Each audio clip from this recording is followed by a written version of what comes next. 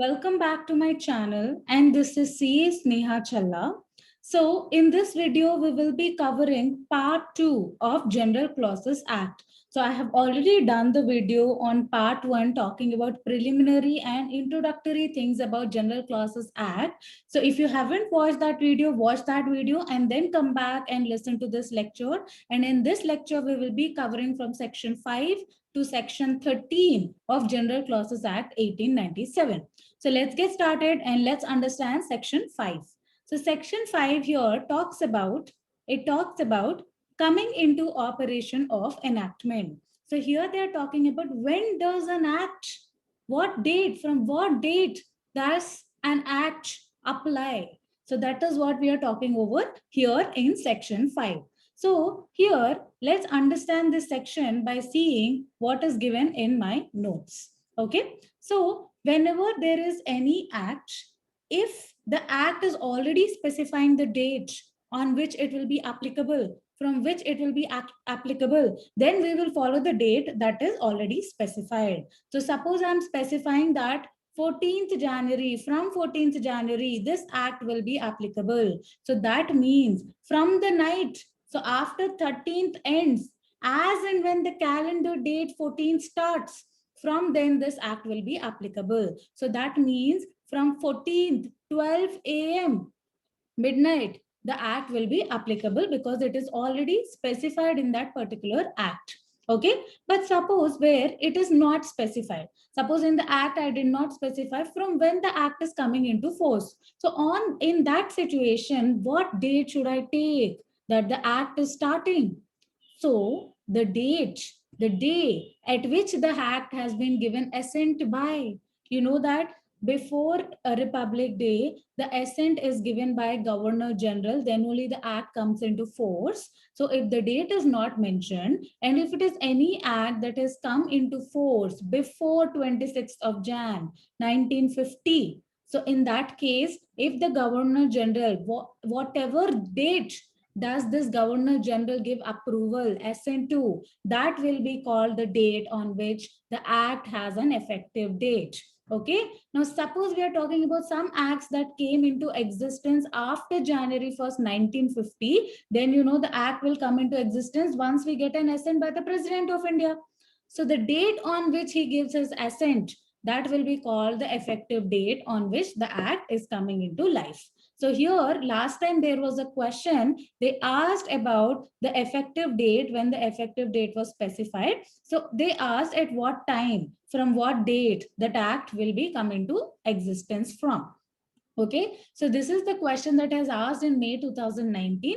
So the question says the SEBI Fifth Amendment Regulation 2015 issued by SEBI wide notification dated. So the date on the notification is 24th August 2015, but they have mentioned in the notification that it will be effective from 1st Jan 2016. Effective from 1st Jan 2016 means the 12 a.m. in the midnight once the calendar changes. So from 1st Jan 2016, 12 in the midnight, this notification will come into effectiveness. So that is about section 5.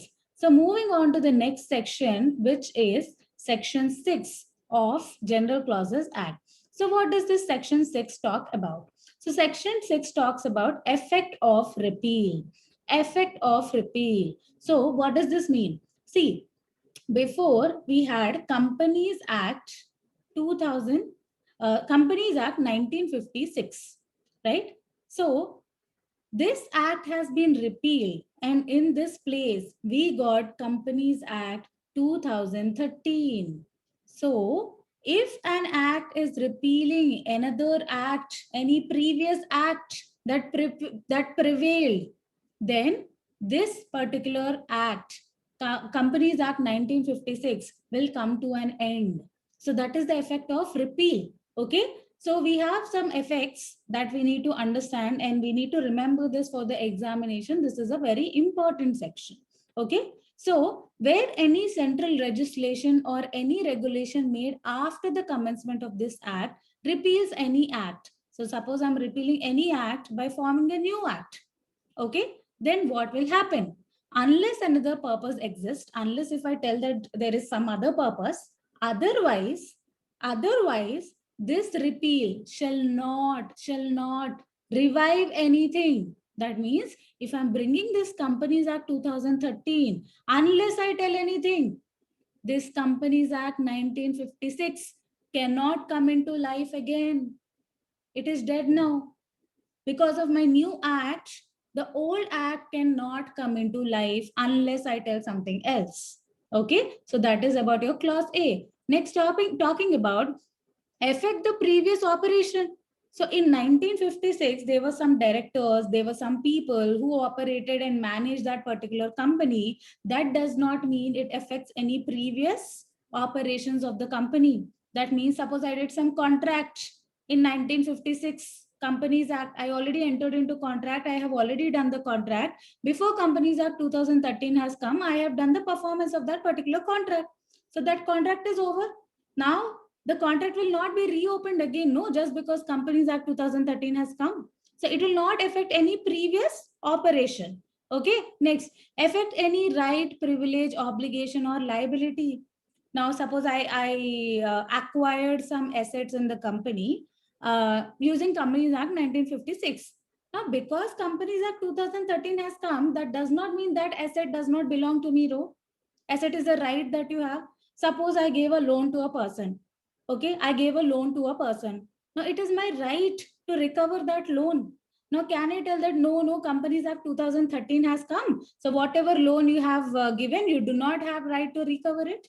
No, right? So it will not affect any of my rights that I have got in Companies Act 1956 just because Companies Act 2013 has come.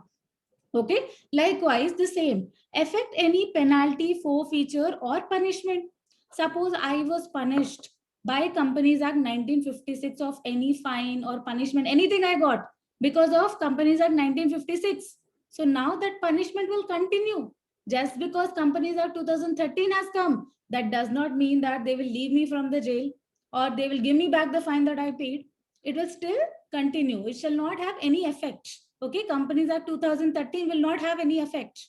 Okay, next, affect any inquiry, litigation, or remedy. Suppose somebody filed a case on me before Companies Act 2013 has come. Suppose somebody filed a case on me as per Companies Act 1956, then the court proceedings will happen as per Companies Act 1956 only.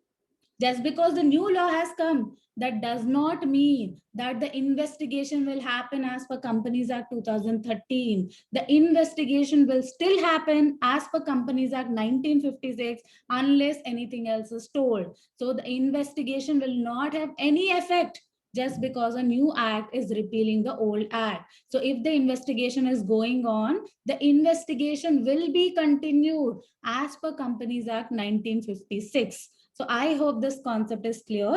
Let's just quickly revise what we studied in section 6, effect of repeal. So just because I'm bringing a new act and repealing the older act, it does not mean that any right that I acquired or any operation that I have done or any penalty I have paid or any litigation that has been started on me will have effect from the new act. It will still have the effect from the old act only, not by a new act. All right. So that is about section 6. So all these 5 points are very important for your examination point of view. So next, talking about section 6A, repeal of act, making textual amendment in act or regulation. So here we will do this section with an example. So we are studying section 6A of General Clauses Act. So in section 6A, it talks about repeal of an act, making textual amendment. You know what amendments are. So let's see it with an example. So as per Companies Act 2013, if a company wants to give a loan to the director, it will have to follow section 185. So whatever is the regulation given in 185, that has to be followed.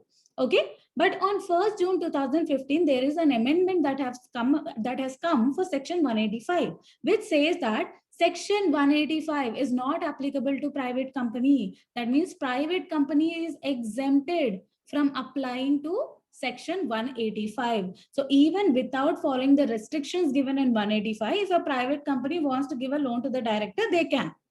Okay. Now, what happened in 2017? In 2017, they have repealed this section 185 and they have got a new section 185. Now, the question is, okay, they have repealed this particular section and they got a new section in its place. Now, does it mean this amendment also got repealed? Does it mean this amendment also got repealed? Okay. So what is the amendment saying? Amendment is saying that section 185 is not applicable to private company. But in this new amended section, did they write anything about not applicable to private company or being applicable to private company?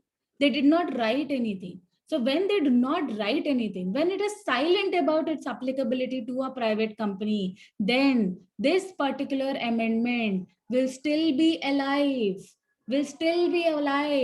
This is not repealed. Only the section got repealed, not the amendment. So here, when it is silent, then section 185 will not be applicable to a private company, as only section 185 got repealed. Only the section got repealed and not the amendment. So they did not give any clarification about amendment in the Companies Amendment Act 2017. So in that case, the amendment is still in place. Okay, it is not repealed. The amendment is not repealed. So that is about section 6A. So I hope this example had cleared you about 6A. So let's move on to the next section, which is section 7. Okay. So now what is section 7 talking about? Section 7 is talking about revival of repealed enactments. So here we are going to talk about revival of repealed enactments. Now suppose some act got repealed, okay, or some enactment got repealed. Now I want to give life to that act or section again. I want to bring the section or act alive again. So if I want to bring it alive again, I can. But in order to do that, I should also tell the purpose.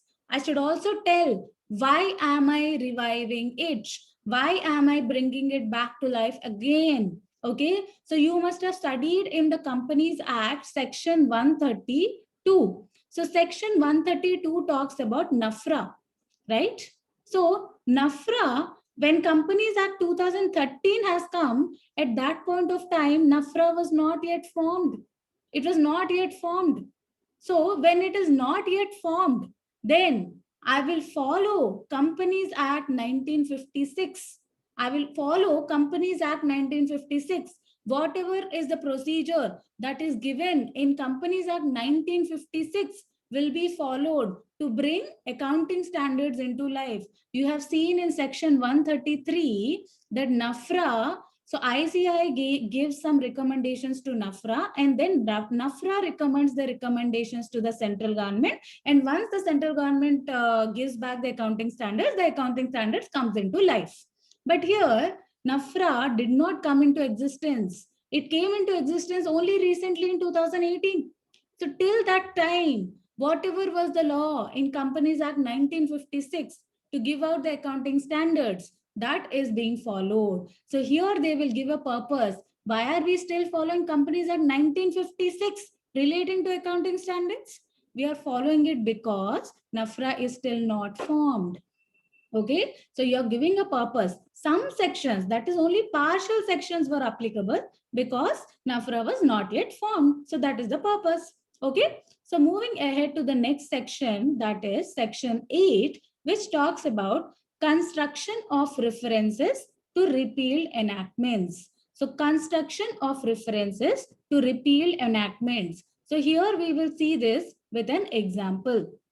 Okay, so section 8 talks about, suppose in income tax, if you see, section 115 JB of Income Tax Act says that if you want to calculate book profits, you should calculate book profits as per Companies Act 1956. So whatever Companies Act says that how you should calculate book profits, that is how you will calculate book profits for income tax purpose also. Okay. Now what happened? You know, Companies Act 1956 got repealed. and Companies Act 2013 got introduced. So in section 115 JB, should we still follow Companies Act 1956, or will it be repealed, and in its place should we understand it is Companies Act 2013? So here, when nothing is stated, whenever in any act any reference of another act is given, see in Income Tax Act we refer to Companies Act 1956, right? We are referring to this, no? So when this particular act only got repealed, new act has come into its place, then now we will consider new act. Though 1956 is written, still we will consider it as Companies Act 2013. Okay, so that is about section 8. So let's move on to the next particular section. Okay, so next section is section 9. Okay, section 9 is very simple. Here we are talking about commencement of time. How do we calculate the number of days? Okay, so whenever in the section or in the act it is given that this is it is applicable from this date to this date, so in that case we will not count the from date and we will only count the to date. For example, here it is given that AGM is held on 30th of September and dividend is declared. You know that as and when we declare the dividend, we need to pay the dividend within 30 days, right? We need to pay the dividends within 30 days. Now, how do we count 30 days? Is it that we include 30th September also? Or do we not include 30th September? How is it counted? From when should I count 30 days? So here it is given that we said that 30 days from declaration. From declaration. So from date will be excluded. That is 30th of 9. We will not count. We will start our counting from 1st of October. Okay. So and to date will be included. So from first you count 30 days, it will be 30th of October. So 30th of October will be the last 30th day. So the last 30th day will be counted. So 30th October is the 30th day ending on which we have to pay. Within 30th of October, we have to pay the dividend. So this is how you count the dates when it is clearly given from the date to the date. So from means you will not count that first date, you will start counting from the next day. So this is also an examination question which was asked in May 2019 for 2 marks. Okay, so let's move on to the next particular section, and here we are talking about computation of time. So here, suppose, let's say in the act it is given that you need to sue, you need to appeal within 30 days, you need to appeal within 30 days. So on the 30th day, on the 30th day, it was a holiday, it was a Sunday. So then what should I do? So I can also sue on the next day. So if the last day on which the time is ending is a Sunday or a holiday, then the time can be extended to the next working day. Okay, so that is about your section 10. So let's just see from here, whereby any legislation or regulation or any act proceeding is directed or allowed to be done or taken in any court or office on a certain date or within a period. Okay. So in that case, within a period means 30 days, on a certain date means I have already given the date. So in that case, what will happen? Okay. So if the office is closed on that particular day, then I can also do it on the next day afterwards on which the court is open or on which the office is open. So that is about section 10. So now moving ahead to section 11. Section 11 talks about very easy section. Suppose I want to understand the distance between place A and place B. Okay. So let's say place A is in one street and place B is in another street, or place A is in Hyderabad and let's say place B is in Delhi. Now I want to I want to measure the distance between these two. So how do I measure? You know, there are a lot of routes, no? If I want to reach from Hyderabad to Delhi, there are a lot of routes. There is air route, there is railway route, there is road route. Now which route will I follow? In roads also you have so many routes, right? So it is said that you will draw a vertical line.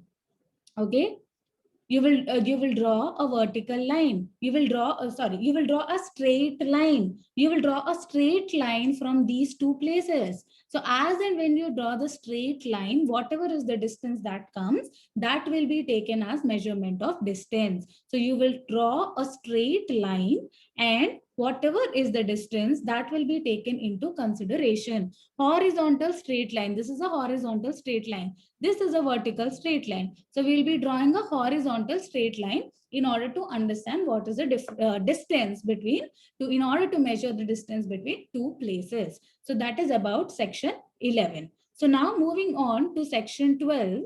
Section 12 talks about duty to be taken pro rata in enactments.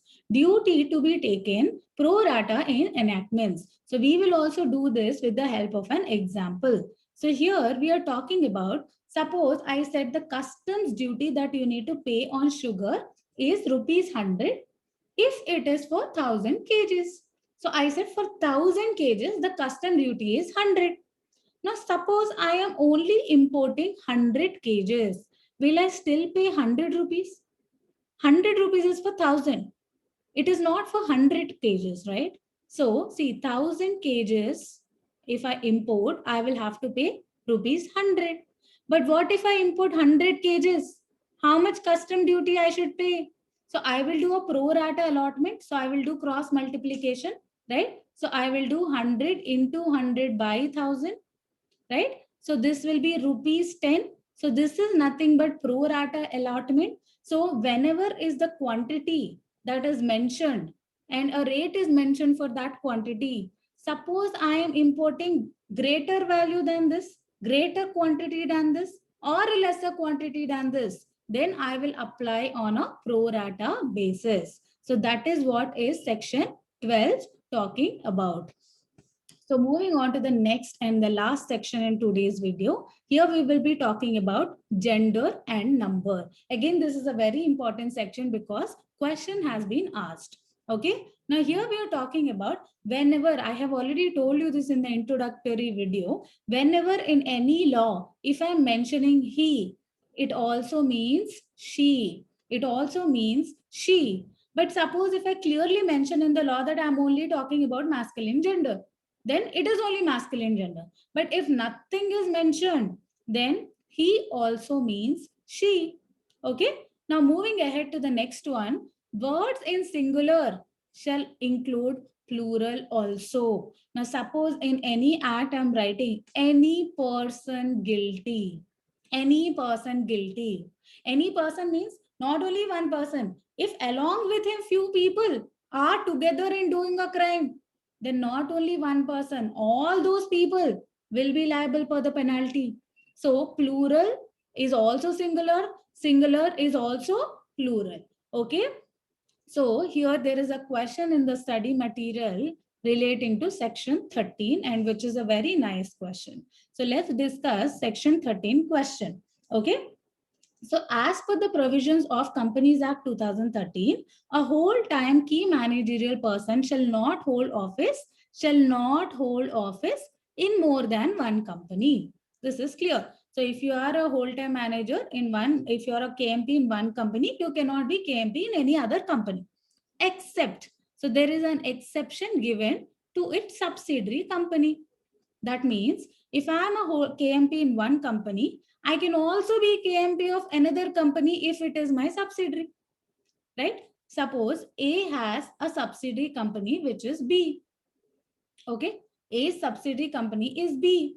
Now, if I appointed Mr. X as KMP in company A, he can also be KMP in company B because company B is my subsidiary company. Okay, so that is the law. Now, what are they asking? Referring to section 13 of General Clauses Act, examine whether a whole-time KMP can be appointed in more than one subsidiary company. So suppose A is having another subsidiary company, which is C. So can Mr. X be KMP of both B and C? That is the question. Yes. Because here we just studied that singular also means plural. So the exception has been given to subsidiary company. It also means subsidiary companies. So that means in more than one subsidiary company also a KMP can be a KMP. But if it is not a subsidiary company, then he can only be KMP in one particular company. So that is what is section 13 about. So I hope this lecture had helped you to understand the General Clauses Act, and from section 5 to section 13 we have covered in this video, and I will be doing the next video where we will be discussing the further sections. So if you understood this video, if you liked it, please like, don't forget to subscribe to my channel, and also make sure you comment and let me know how you liked it. Thank you everyone. Have a nice day.